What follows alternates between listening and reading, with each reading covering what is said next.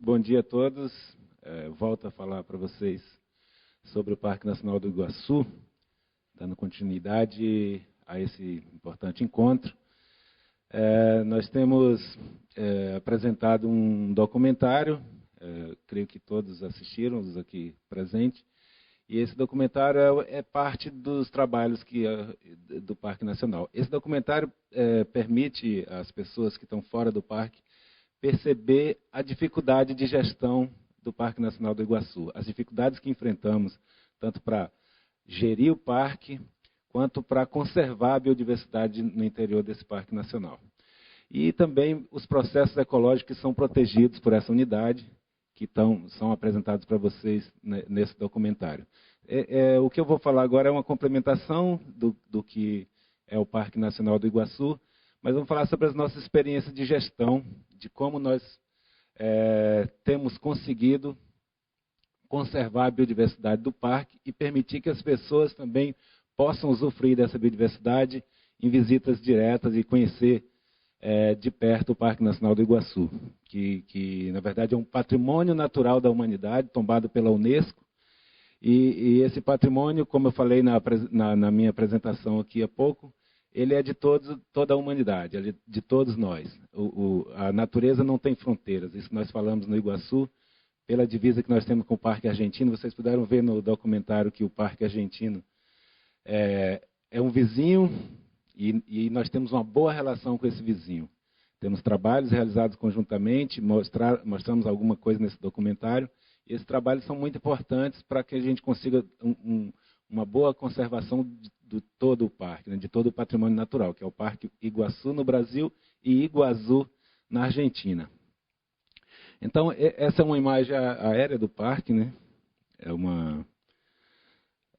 Para vocês terem uma visão geral do parque. Esse parque está sob legislação federal do governo brasileiro, através do Ministério do Meio Ambiente. O Instituto Chico Mendes de Conservação da Biodiversidade é um órgão que foi desmembrado do IBAMA recentemente. O IBAMA é um instituto forte, muito grande, é uma das marcas mais conhecidas no Brasil. E esse órgão foi desmembrado e aí foi criado o Instituto Chico Mendes de Conservação da Biodiversidade. Esse instituto cuida de todas as unidades de conservação. Quando se fala em conservação de biodiversidade no Brasil, em esfera federal, isso é tratado com o Instituto Chico Mendes. E aí o Parque Nacional do Iguaçu, que é o nosso parque que nós vamos mostrar, esse parque para o Instituto Chico Mendes, o Parque Nacional do Iguaçu é um modelo de gestão. Ele é considerado no Brasil um dos parques mais bem geridos e um dos parques mais bem estruturados. Apesar dos problemas que nós vamos apresentar aqui, é um dos melhores parques brasileiros, tanto pelos modelo de gestão adotado, quanto pela a importância desse parque para a conservação da biodiversidade.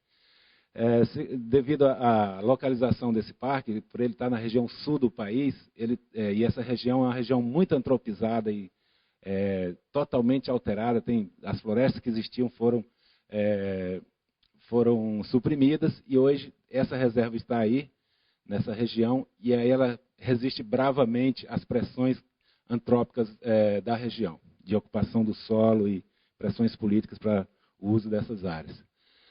Então, a legislação brasileira existe uma legislação específica para unidades de conservação. E essa legislação nós chamamos carinhosamente de SNUC, é o Sistema Nacional de Unidades de Conservação. Ela é uma lei de julho de 2000. Essa lei institui a criação, gestão e implantação das unidades de conservação no Brasil. Então, essa lei dá o direcionamento da conservação da biodiversidade brasileira. E aí, nessa mesma lei, ela tem um conceito de unidades de conservação. Esse conceito é muito diferente das unidades de conservação, do conceito europeu, o conceito italiano e o conceito americano também de unidades de conservação. As nossas unidades são mais restritas. Felizmente,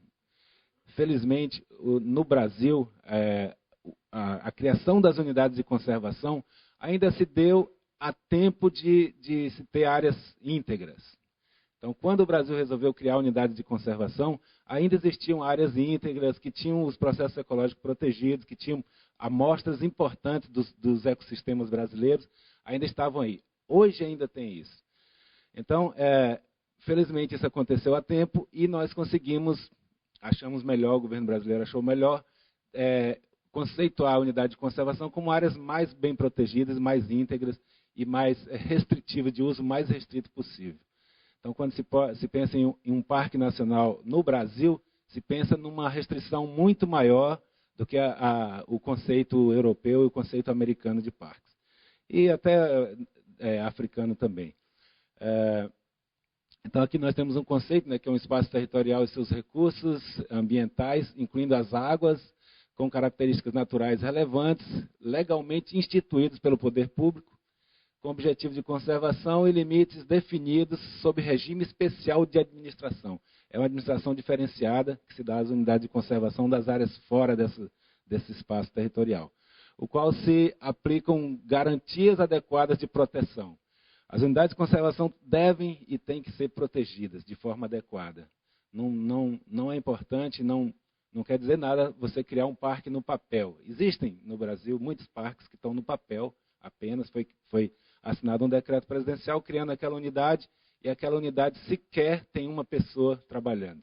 Então ela existe no papel, tem limites definidos, mas ela não funciona como unidade de conservação e para atingir os objetivos que estão nessa lei também.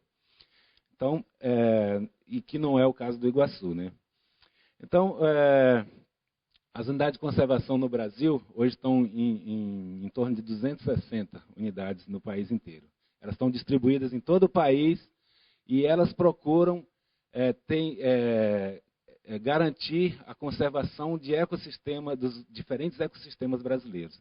Então, nós temos parques nacionais na Amazônia, parques nacionais nos Campos Sulinos, na região sul do Brasil, Mata Atlântica, Cerrado e ambiente costeiro. Então, nós estamos hoje com aproximadamente 9% do território brasileiro protegido por unidades de conservação. Aproximadamente. Esse número comparado a reservas indígenas, ele é a metade. As reservas indígenas hoje estão com quase 20% do território brasileiro. Nós acreditamos que nós do Instituto Chico Mendes, que esse número tem que aumentar até próximo dos 20%.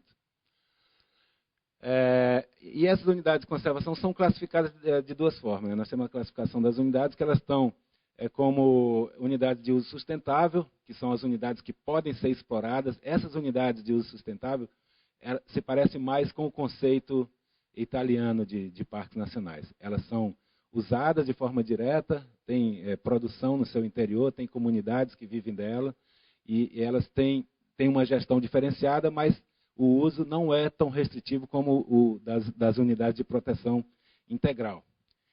Eu deixei sublinhado proteção integral, porque é nessa área que nós vamos trabalhar, é aí que se enquadram os parques nacionais.